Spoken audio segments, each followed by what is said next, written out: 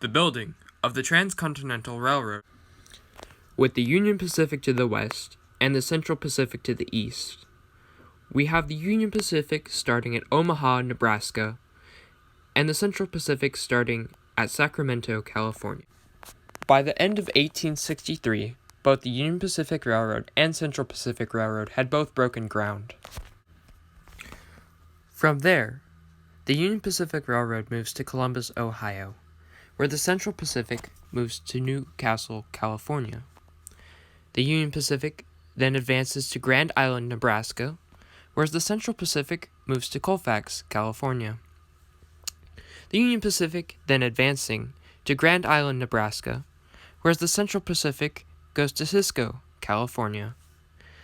Back to the Union Pacific, we're at Cozad, Nebraska. The Central Pacific now at Summit Tunnel, California. The Union Pacific now moving on to Wyoming, Cheyenne, Wyoming that is. The Central Pacific moving to Crested Peak, California. The Union Pacific moving to Laramie, Wyoming, whereas the Central Pacific is now in Donner Lake, California. The Union Pacific at Green River, Wyoming, whereas the Central Pacific is at Reno, Nevada.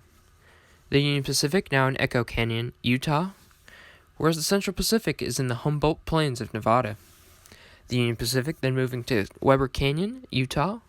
The Central Pacific is now in Winnemucca, Nevada. The Union Pacific is now in Ogden, Utah, whereas the Central Pacific has made it to Iron Point, Nevada.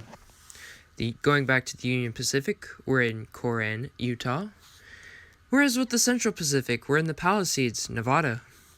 Going back to the Union Pacific, we've already made it to Promontory, whereas in between the time that the Union Pacific has gone from Corinne to Promontory, the Central Pacific has gone through 10 Mile Canyon, Nevada, Elko, Nevada, Death, Nevada, Salt Lake, Utah, until finally making it to Promontory, Utah.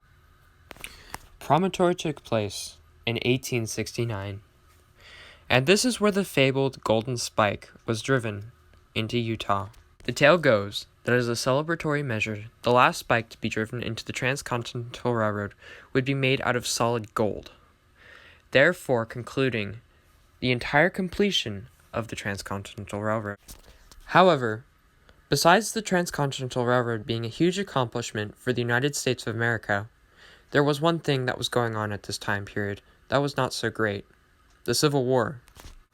As the Civil War raged, and the Transcontinental Railroad was being built, the two actually crossed paths, and the newly built Transcontinental Railroad would actually be used to take soldiers into battle, as well as take supplies to the battlefront. As the Civil War came to a close, and Promontory had been far completed, the Transcontinental Railroad, all in all, had been a very great success. Though with great success, hard labor was needed. These men were working day and night for years on end, and this was back-breaking labor. To build a railroad completely by hand requires great amounts of strength and stamina, and these men were really put to the test. With that all being said, please know, it just takes a lot to build a railroad.